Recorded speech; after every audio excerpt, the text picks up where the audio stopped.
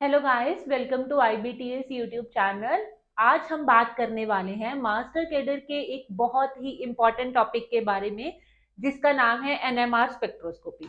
जैसे आपको पता है कि हर साल जब भी मास्टर कैडर का एग्जाम होता है उसमें स्पेक्ट्रोस्कोपी के ऊपर क्वेश्चंस पक्का आते हैं, चाहे वो यूवी स्पेक्ट्रोस्कोपी हो चाहे वो NMR स्पेक्ट्रोस्कोपी हो। यूवी स्पेक्ट्रोस्कोपी के ऊपर अगर आप वीडियो देखना चाहते हो प्रॉपर, सिर्फ मास्टर कैडर लेवल की होगी, कोई हायर लेवल का वीडियो नहीं रहेगा उसमें। सो जितने लेवल का चाहिए उतना ही है। तो आप देखना चाहते हो तो आप हमारी प्लेलिस्ट में हमारे यूट्यूब चैनल पे देख सकते हो। आज हम डिस्कशन करने वाले हैं NMR स्पेक्ट्रोस्कोपी के ऊपर, और इसके अलावा कोई और टॉपिक जो किसी भी TGT एग्जाम के साथ रिलेटेड हो, चाहे वो पंजाब का है या हिमाचल का है या हरियाणा का है या चंडीगढ़ TGT ही क्यों नहीं है, तो आप लोग हमें कमेंट सेक्शन में डिमांड कर सकते हो कि हमें स्पेसिफिक उस टॉपिक के ऊपर, केमिस्ट्री का है जो, उसके ऊपर वीडियो चाहिए, तो आपको वो वीडियो भी प्रोवाइड करा जाएगा। तो चलो स्टार्ट करते हैं NMR स्पेक्ट्रोस्कोपी से। NMR स्पेक्ट्रोस्कोपी है क्या? What is the full form of NMR? This is nuclear magnetic resonance spectroscopy है। टेक्निक जो किसके ऊपर बेस्ड है? Absorption of electromagnetic radiation. यहां से क्वेश्चन पूछा जाता है, रेडिएशन कौन सी? तो पता होना चाहिए, रेडियो फ्रीक्वेंसी वेव्स। रेडिएशन कौन सी? रेडियो फ्रीक्वेंसी, जिनका रीजन कितना होएगा? 4 to 900 मेगा हर्ट्ज के बीच में। क्या रहेगा गाइस? 4 to 900 मेगा हर्ट्ज के बीच में by the nucleus of atom. Proton nuclear magnetic resonance spectroscopy is one of the most powerful tool for the elucidating the number of hydrogen or proton in the compound. Okay, जो हम basically हमें question आता है वो आता है HNMR से। Okay, H मतलब हाइड्रोजन।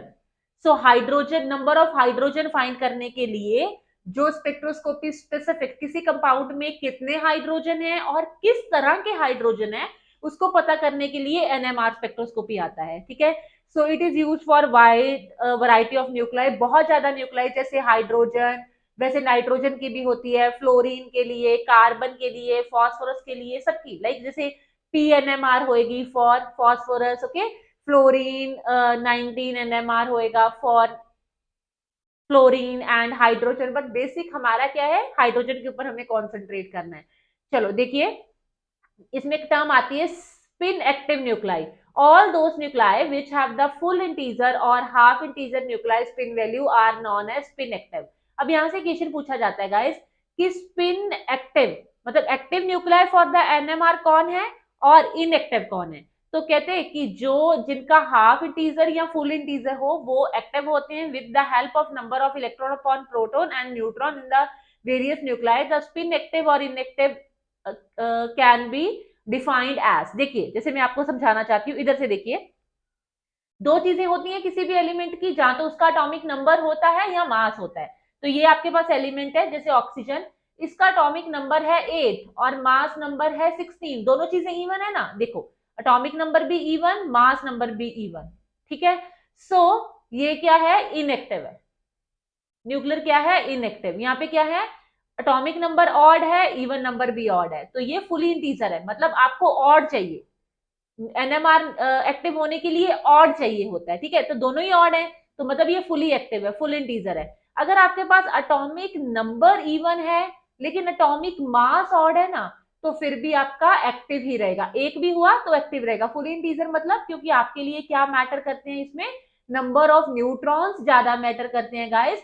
इसलिए जब आपका मास नंबर ऑड है ना, मतलब एटॉमिक मास ऑड है, तो उसमें उसने इसको भी फुल इंटीजर बोल दिया। और एग्जांपल देख लीजिए, जैसे यहाँ पे मास देखो ऑड है, नीचे वाला इवन है। ऑन द अदर साइड अगर आपका एटॉमिक नंबर ऑड है लेकिन एटॉमिक मास इवन है, this example and this example, so ये क्या है गाइस? ये है हाफ इंटीजर, और ये भी एक्टिव रहेगा। देखो, अगर दोनों में से कोई एक चीज भी ऑड होगी दैट मीन्स एक्टिव। ओके, और अगर दोनों ऑड है that is well and good, but अगर दोनों इवन है तो दैट इज इनएक्टिव। कई बार सीधा क्वेश्चन पूछा जाता है कि कौन एक्टिव है कौन इनएक्टिव है, तो आपको पता होना चाहिए सीधा देखते ही कि which is active which is inactive. So आगे देखिए, chemically equivalent and non equivalent protons, यहां से क्वेश्चन पूछे जाते हैं। हम लोग क्वेश्चंस की डिस्कशन भी करेंगे इसी यूट्यूब चैनल के ऊपर।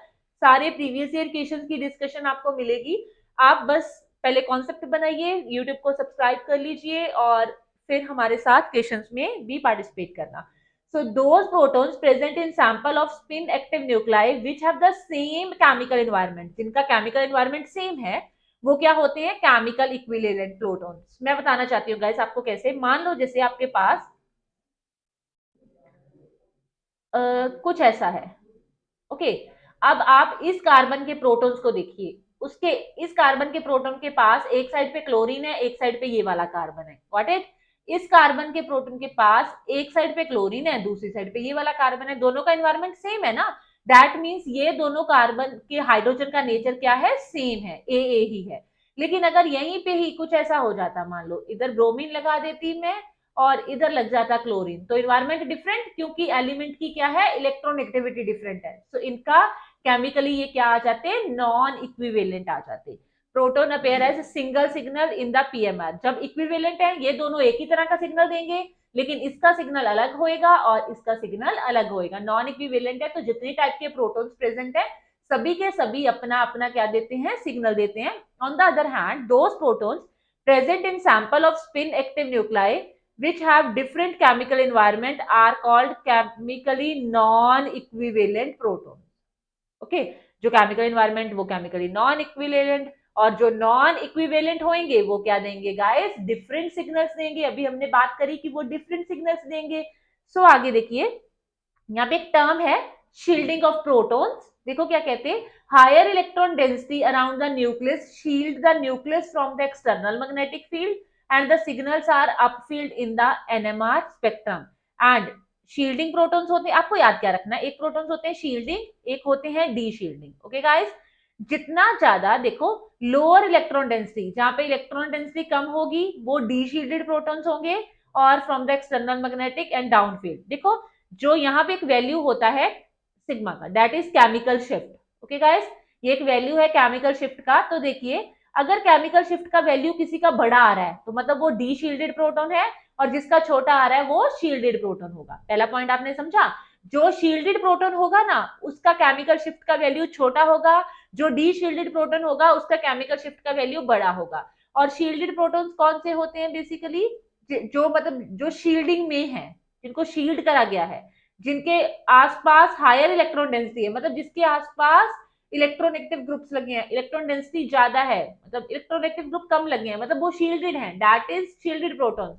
एंड लोअर डेंसिटी वाले कौन से हो जाते हैं? D shielded protons. आगे देखिए, जैसे कि n+1 रूल, ये देखो, जैसे n+1 रूल का क्या मतलब होता है? n is number of neighbour atoms. जैसे फॉर एग्जांपल गाइस, देखिए मैं अभी इसको ध्यान से देखिए, यहां से क्वेश्चन आना है आपको। अभी इन दोनों का एनवायरमेंट अलग है, क्योंकि इस कार्बन के पास जो ये वाले दो प्रोटॉन है ना, उनके एक साइड पे क्लोरीन लगा है, दूसरी साइड पे हाइड्रोजन लगे हैं, मतलब उनका ए टाइप है। लेकिन अगर आप इन प्रोटॉन्स को देखोगे तो उसके एक साइड पे CH2 लगा है, इस साइड पे कुछ नहीं है, मतलब इनका एनवायरमेंट अलग है, बी है। अब जो ये है ए, आपसे कोई पूछे कि ए के लिए कितने सिग्नल्स आने वाले हैं, कितने सिग्नल्स आने वाले हैं, तो आप क्या लिखोगे? n+1 rule. Okay, n is number of neighbouring atoms, n is number of near by nuclei लिखा है ना, लाइक नेबरिंग, बिल्कुल साथ वाले, ठीक है। नेबरिंग न्यूक्लाई कितना है? तो यहाँ पे देखिए 3 है ना, तो 3+1 4, तो इस CH2 को क्या सिग्नल मिलेगा? 4, तो 4 मतलब क्वार्टेट। और अगर मैं इस CH2 की को 4, अब CH3 की बात करते हैं, इस CH3 के नेबरिंग प्रोटॉन्स कितने हैं? 2 ही हैं सिर्फ। सो n+1 करते 2+1 आया 3, तो इसको क्या मिलेगा गाइस? ट्रिपलेट। ठीक है, कितने नेबरिंग एटम है? 2 नेबरिंग एटम है तो डबलेट मिल जाएगा, कोई नेबरिंग एटम नहीं है तो सिंगलेट, 2 नेबरिंग एटम है तो ट्रिपलेट, 3 है तो quartet, in this way. Okay, जैसे यहाँ पे इसी को देखिए, एग्जाम्पल उसने फिर से दिया हुआ है, यहाँ पे उसने कुछ ऐसा एग्जाम्पल दिया है, लगा लीजिए। Okay, NMR signals of the two different type, दो डिफरेंट टाइप के है ना, ये ए टाइप का है क्योंकि इसके इस साइड पे ये भी लगे हैं, ये बी टाइप का है। अब इनको क्या मिलने वाला है? ये बी टाइप के जो प्रोटॉन्स हैं, इनको क्या क्या मिलने वाला है? ये 3 प्रोटॉन्स है बी टाइप के, 2 सिग्नल्स ऑफ डिफरेंट प्रोटॉन्स। देखो, अब देखो जिसके साथ इलेक्ट्रोनेगेटिव ग्रुप लगे हुए हैं वो एक है, ओके, उसको मिलना है क्वार्टेट, क्योंकि उसके इस साइड पे 4 है, n+1 मतलब 3+1 मतलब 4, और जो इस साइड वाला है इसको इसकी वजह से मिलना है, तो 1+1 मतलब 2, तो उसको क्या मिलना है? डबलेट। तो यहाँ पे बनाया हुआ है एक शील्डेड प्रोटॉन के लिए, एक डी शील्डेड के लिए। ये वाला जो आपका प्रोटॉन होगा गाइस, ये डी शील्डेड होगा, क्योंकि इसका वैल्यू बड़ा है और ये शील्डेड होगा। टीएमएस क्या होता है, इसको रेफरेंस लिया जाता है, टीएमएस रेफरेंस होता है, इसका जो होता है वो 0 होता है, इसके विद रिस्पेक्ट पता करा जाता है कि दूसरों का कितना है। And this one is shielded, okay, this one is shielded, okay. आगे आ जाइए, जिसे यहाँ पे देखिए guys, spin spin coupling, the interaction between spin of neighboring nuclei in the molecule may cause spin spin coupling और splitting क्या होता है। देखो गाइस, अभी उसने ये वाला एग्जांपल दिया जिसको मैं इधर से दोबारा से लिख रही हूँ। एग्जांपल है बेटा कुछ ऐसा, आपको सिर्फ उन्हीं कार्बन्स को देखना है जिनके पास हाइड्रोजन है। तो एक ये है, एक ये है, एक ये है, आपके पास 3 तरह के हैं, ओके। इसको देखिए, पहले वाले को देखिए गाइस, इसके इस साइड का एनवायरनमेंट डिफरेंट है, इसके इस साइड अलग है, अलग है। आपको ये तो पता चल गया कि तीनों का एनवायरनमेंट तो क्या है, अलग अलग है। लेकिन इसको देखिए, जो फर्स्ट वाला है, उसने पूछा फर्स्ट वाले को क्या मिलेगा, सिंगलेट। क्यों? क्योंकि उसका नेबरिंग है ही नहीं कोई, इस कार्बन के पास कोई हाइड्रोजन नहीं है, इधर कुछ है ही नहीं। सो 0+1 मतलब 1, तो उसको मिलेगा सिंगलेंट। और इक्विवेलेंट प्रोटॉन्स है, वो तीनों तो इक्विवेलेंट है ना, क्योंकि तीनों का एनवायरनमेंट सेम है। Not coupled to any neighbouring proton, नहीं कर रही, ओके। सो फर्स्ट का बना हुआ है ये वाला सिग्नल। आगे देखिए, सेकेंड आ गया ये वाला, ओके। इसके नेबरिंग है इधर 3, इधर कुछ नहीं है, तो 3 मतलब 3+1 आ गया 4, 4 मतलब क्या देगा वो, क्वार्टेट, ठीक है। और 2 इक्विवेलेंट प्रोटॉन है जो क्वार्टेट दे रहे हैं, और क्वार्टेट की स्प्लिटिंग क्या हो रही है, 1:3:3:3:1, इस तरह से होती है। अगर 3 सिग्नल्स हो तो उनकी होती 1:2:1, अगर एक सिग्नल होता तो 1 रेशो, मतलब 2 सिग्नल होते तो 1:1, यही होती है ना, 1:1। फिर हम इसको ट्रिक होता है कि ऐड कर लेते, 1+1 2, 2 बीच में रखा, ये 1 इधर, ये 1 इधर, ओके। फिर 2+1 3 ये रखा, 2+1 3 ये रखा, ये 1 1 दोनों बाहर वैसे रख दिए। फिर आगे मान लो ज्यादा हो तो 3+1 4, और 3+3 6, और 3+1 4, और 1 and 1, 5 बन गए इस तरह से, ठीक है। इन दैट वे आप आगे आगे बढ़ सकते हो, ओके। 6 7 8, ये ट्रिक है एक कि इसको याद कैसे करना होगा कि कितने सिग्नल्स बनेंगे। तो जितने, जैसे अगर आपके पास 4 आ रहा है तो 1:3:3:1 का ही आएगा। अगर आपके पास ट्रिपलेट आया, ट्रिपलेट फॉर दिस, क्योंकि इसके नेबरिंग 2 हैं, तो 2 मतलब 2+1 मतलब 3, तो क्या बनेगा 1:2:1, ओके। अब देख लीजिए आप गाइस, इसका डेल्टा का वैल्यू सेकंड के लिए ये है, इसके लिए इतना दिया हुआ है, थर्ड के लिए, क्योंकि थर्ड बिल्कुल साइड पे पड़ा है, जिसके साथ कोई भी इलेक्ट्रोनेगेटिव एलिमेंट नहीं लगा हुआ। जो ये वाला है इसके साथ ऑक्सीजन लगा है, जो इधर है उसके साथ C++ O लगा है, राइट। सो जितना ज्यादा इलेक्ट्रोनेगेटिव ग्रुप लगा है उतना ज्यादा डी शील्डेड प्रोटॉन होगा, ठीक है। जिसके साथ इलेक्ट्रोनेगेटिव ग्रुप बड़ा लगा है वो वाला प्रोटॉन डी शील्डेड होएगा। डी शील्डेड का मतलब उसका केमिकल शिफ्ट का वैल्यू क्या आएगा, हायर आएगा। जैसे सेकंड के साथ देखो ऑक्सीजन लगा था ना, तो उसका हायर है, बाकी सब दोनों का क्या है, लोअर है केमिकल शिफ्ट का वैल्यू। नेक्स्ट आ जाइए, rules for spin spin coupling, वही सिंपली केमिकल इक्विवेलेंट प्रोटॉन्स नहीं शो करते स्पिन स्पिन, उनको क्या जरूरत है, वो तो इक्विवेलेंट है। पर नॉन इक्विवेलेंट प्रोटॉन्स के लिए यहाँ पे आप देख लीजिए कि स्पिन स्पिन कपलिंग का सिंपली आपको पता होना चाहिए कि कितने तरह के प्रोटॉन्स हैं और कौन कपल कर रहे हैं और कौन नहीं कर रहे, ठीक है। मतलब कौन सेम तरह के हैं, कौन डिफरेंट तरह के हैं, तो उनकी कपलिंग मतलब आपको बेसिकली याद रखना है। जैसे गाइस यहाँ पे ना मैं आपको एग्जांपल देना चाहती हूँ, मान लो ये है, यहाँ पे एक OH है, यहाँ पे एक क्लोरीन है, यहाँ पे एक NO2 है, ठीक है। वो यहाँ पे ये पूछ ले कि NMR के सिग्नल्स कितने आ रहे हैं, फॉर एग्जाम्पल, ओके। आप देखोगे 2 हाइड्रोजन यहाँ होते हैं, 2 ही हाइड्रोजन इधर होते हैं, एक हाइड्रोजन ये है, ये हाइड्रोजन का तो अपना अलग सिग्नल आएगा। इसके एनवायरमेंट देखो, इसके ये 2 अलग, इधर OH है, सॉरी, और इधर OH है, ओके, इधर है OH और इधर है NO2, ओके। बट इसके हाइड्रोजन के क्या है, इधर भी हाइड्रोजन है, इसके इधर है हाइड्रोजन, इधर है NO2, और इनको देखोगे इधर इधर है क्लोरीन, इधर है NO2, मतलब तीनों का एनवायरमेंट डिफरेंट ना।